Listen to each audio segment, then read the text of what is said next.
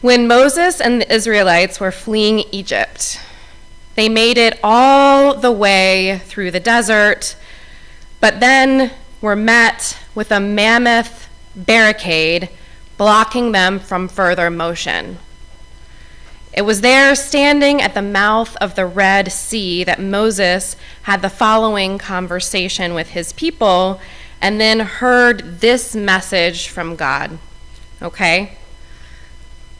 They've escaped from slavery. They've made it all the way through the desert. They're standing with the ocean in front of them. The following words are adapted from Exodus chapter 14, verses 10 through 12.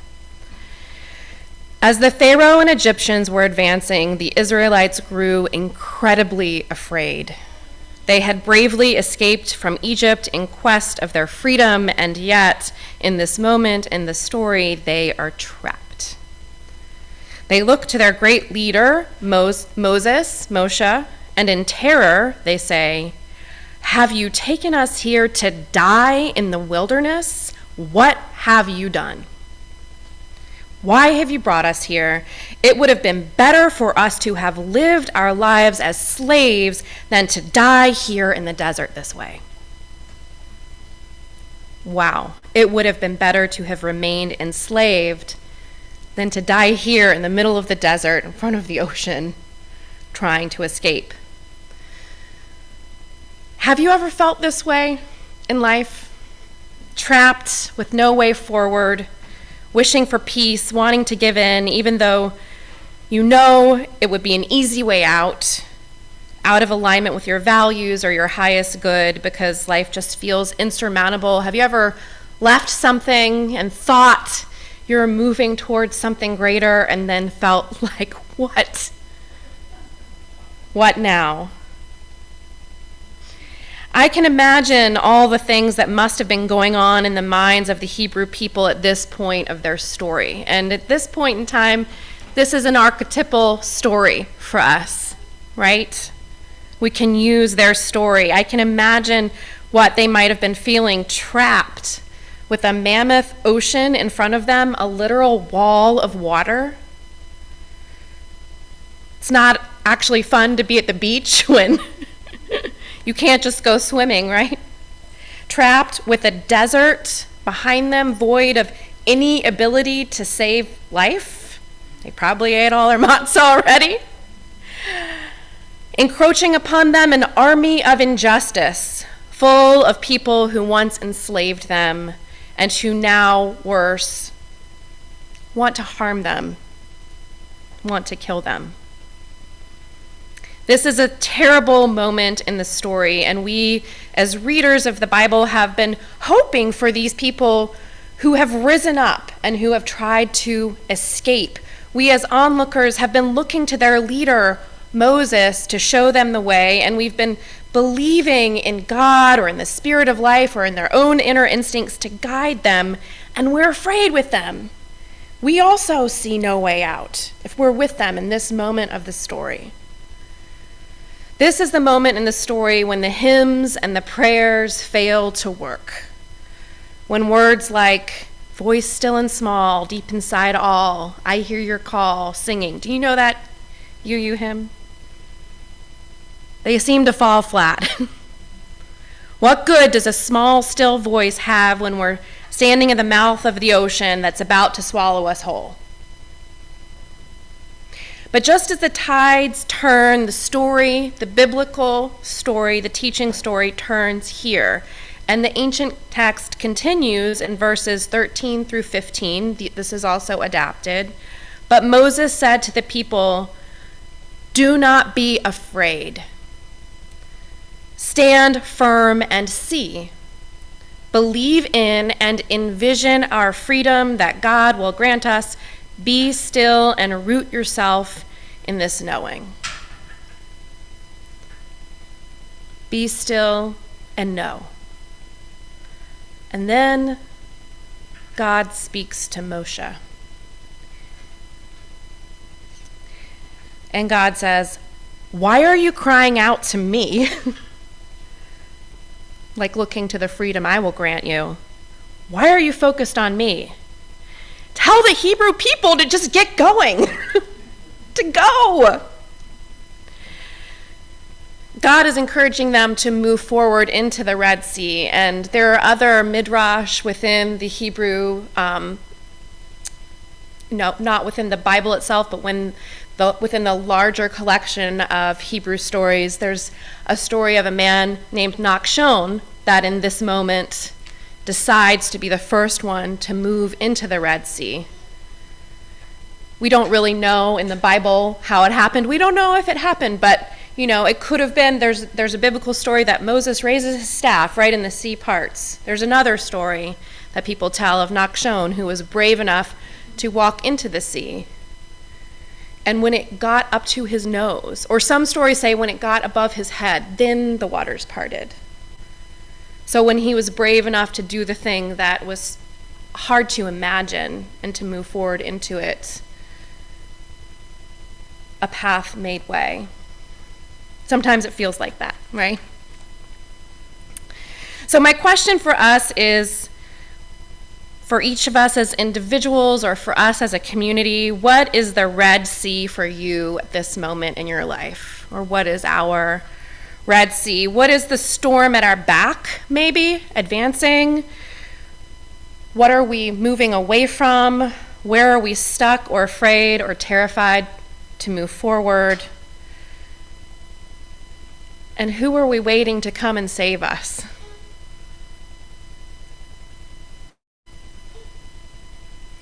So this story is not just about an individual, right? It can be easily applied to us as individuals, maybe more so easily to sit with the book in solitude and contemplation and think about my life and what's been happening to me and where I'm going. And I'm a little bit tongue-in-cheek right now, but that's important, right?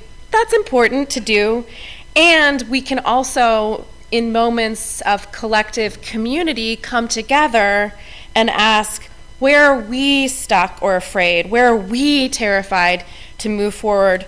Who do we think will come and save us if we don't get going ourselves? And what can we decide to do together? And both are powerful things to do. I actually had someone come up to me after the last service when I preached and said, what should we do, Reverend Lauren? And we started thinking of ideas together, and it was really it had that sparky energy of oh gosh, well, we could do something. If the two of us commit to each other, we might have to. But that's energy, that's magical. So this story actually in the Bible isn't a story about an individual. I mean, there's Moses there's the story of 𝐤𝐞𝐭, but it's the story of the whole people, right? It's about a group of people fleeing from oppression, who proudly and bravely chose to travel through the desert together in search of collective liberation, and who, like we humans do, got freaked out when the going got rough. And I hope that we can see how this might be our story, or the story of any people seeking collective liberation at any moment in history, because I can apply that. And I think we could apply that together. So, sometimes we do and sometimes we don't get a little political in UU spaces, but let's do that for a moment. I think we could even do it a little more. Over the last few months, our nation has been in an upheaval, flooded with ceaseless change from an administration hell-bent on undermining our collective freedom. And the flooding strategy that's been used by the current administration has been a tactic that's been used by years, not just by this administration. It's a tactic. Flooding is intended to overwhelm currently the liberals or the opponents of this particular regime. So I'd like to speak to how I've experienced that impacting folks, and some of you who've shared with me how you might be feeling.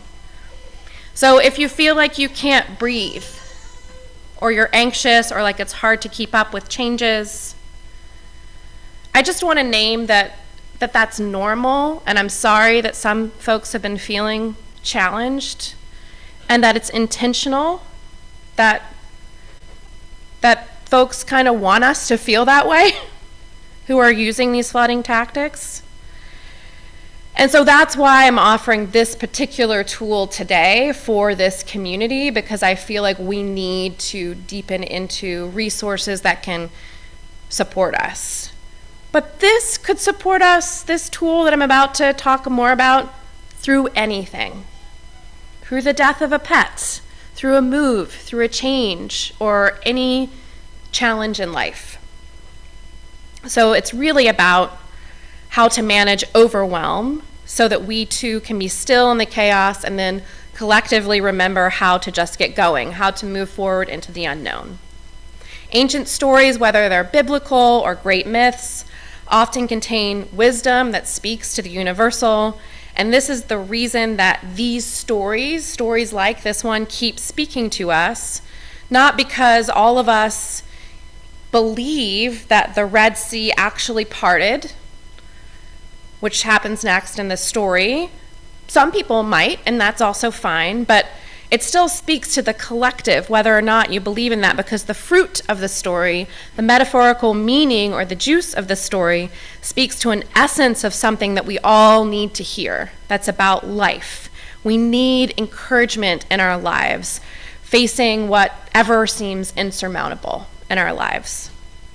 And Unitarian Universalism is a liberal faith tradition rooted in values that direct us to protect the most vulnerable and affirm the inherent dignity and worthiness of all beings. And as such, the current affront to diversity, equity, and inclusion is an affront to the very core of our religion. We are a people who protect and serve. We do not tolerate hate. We are a people of love, and love as defined in a particular way by us. And honestly, I'm not sure if we've actually reached the mouth of the Red Sea yet collectively, or if we ever will, or if we're justified in comparing ourselves really to a group of people who historically were fleeing from slavery. Might be a little bit of a stretch, but I do believe that our current stakes are incredibly high, and I believe that there's wisdom in a biblical story for any of life's hard moments, whether they're big or small. And so I'm going to share with you this meditation that I love, that has worked for me in my life, that has helped me through difficult moments. So this meditation practice is also the name of the service. The sermon, it's the name of a book by Rabbi Alan Lew, Be Still and Get Going. Be still and get going. This meditation is a weaving of Zen Buddhism and Judaism, which were, as I said before, Rabbi Alan Lew's two spiritual identities, and in it he merges the wisdom of these two spiritual traditions by anchoring the teaching within this ancient Hebrew story, which is why you got the background, in the form of a meditation. All right, so we're going to break it down and then we'll practice it together. This meditation has 5 parts, and it's based on the 5 verbs that were exchanged between the Hebrew people, Moses, and God in the biblical text that I read. It's the exchange of words that enables the Hebrew people to move forward despite their fear and despite the obvious obstacle ahead, and their forward motion parts the Red Sea and the path is cleared for their collective future. So I'm going to, out of respect for the Hebrew and the Torah, I'm going to tell us the Hebrew words, and then we'll talk about it in the language that we all know. So the first Hebrew verb in this Torah portion is al tira'u, don't be afraid. Then hityatzvu, collect yourselves. And uru, see. So al tira'u, don't be afraid. Hityatzvu, collect yourselves. Uru, see. And takarishun, be still. And then from that stillness, God says, v'yisa'u, move. Just get going. Why are you calling out to me? Just move. So I'm going to move through that in the English, and you can close your eyes if you'd like. Bring to mind any maybe bite-sized or small obstacle from your personal life or from the world that feels right to you to practice this meditation. Something small.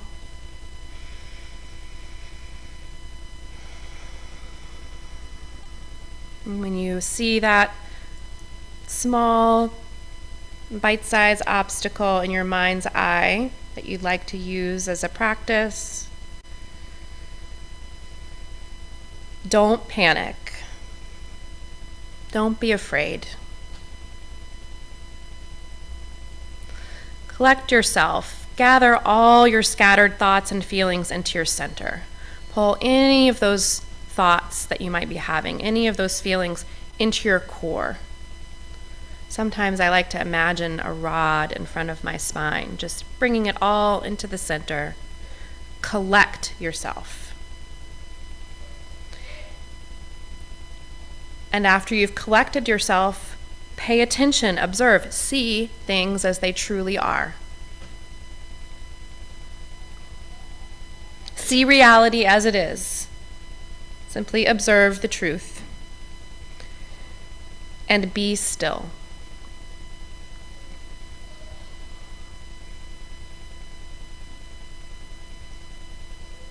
I'll lead us through those 4 again.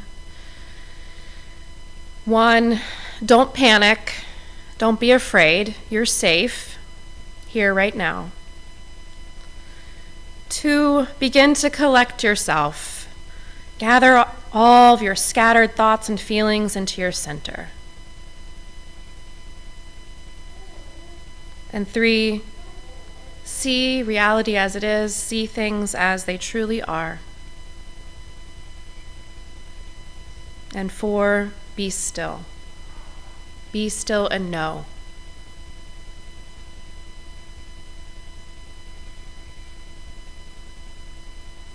Connect with what is holy to you. Whether that is nature, your inner wisdom, God, the spirit of life. And from this place of stillness, the 5th step is from this stillness to move, to just get going. And imagine what the next small movement would be from this still place. 1 step forward. What would that look like?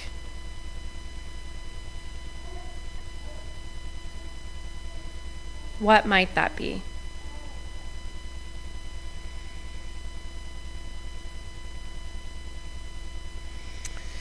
And taking a breath, wiggling your fingers and toes. Whenever you're ready, you can open your eyes. You know, I know it's not maybe super respectful to compare like escaping from slavery to doing one's taxes or something like this. But I'm reminded of my daughter, who sometimes math can just create that alarming, overpowering feeling of anxiety, right? I don't remember how they told me to do it earlier at school. And it's sometimes that first step is just asking for help and saying, I don't know how. Might you show me again? Or it might be just sitting down with the pile of mail and opening the first one, and all of a sudden there's a momentum, or doing the first dish, or whatever it is. And I don't mean to, as I said, be disrespectful by comparing these small things to the bigger things in life, but in a sense, we're always practicing for the bigger things with the small things, right? So in this meditation, stillness is both an action and a result of an action. There's sitting still, and then there's being still. And from the being still, there's a connection that allows a different kind of movement forward. When we reach that bottom point of stillness, from that place, I think we can more naturally, more organically move. I almost want to say we will at some point, like when you take an inhale and an exhale, you will naturally breathe in again.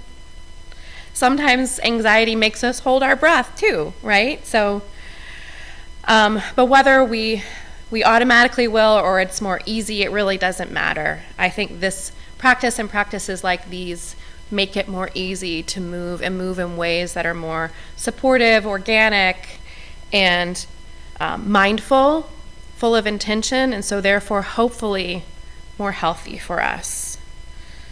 We can't predict where we will naturally move before we sit and do practices like these, but we reach a place inside of us where our intuition or our connection or that which is holy is in concert with us, moves with us. Maybe we allow the holy to move us. Some have that relationship with prayer, right? And this could be akin to prayer. So in the coming days, friends, I wish for you moments of stillness, whatever your moments of stillness are that you are drawn to have. May you pull all of your worried thoughts and feelings into the center. May you collect yourselves and see things, see reality as it is. And from that still point, from that dropping in, from that centering of your sacred well, may you hear the voice of spirit or of your own inner wisdom saying, now move, with more mindfulness. I invite you to assume a position of reverence for a small prayer with me as we conclude. Spirit of life, thank you for the power of stillness. Thank you for the power of movement. And thank you for the spirit-led movement that comes from deeply pausing, connecting with ourselves, and connecting with you. Amen.